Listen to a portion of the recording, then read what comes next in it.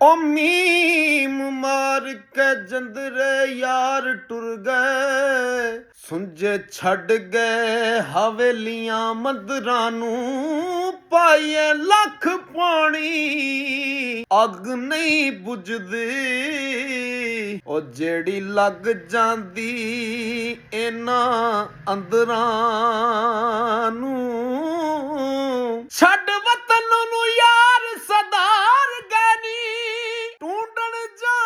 ਮੈਂ ਕਿਹੜਿਆਂ ਸਦਰਾਂ ਨੂੰ ਓ ਇੱਕ ਪਲ ਦੀ ਖਬਰ ਜਲਾਲ ਨਹੀਂ ਕੌਣ ਮਰੇ ਜੀਵੇ ਦਿਨਾਂ 15 ਨੂੰ।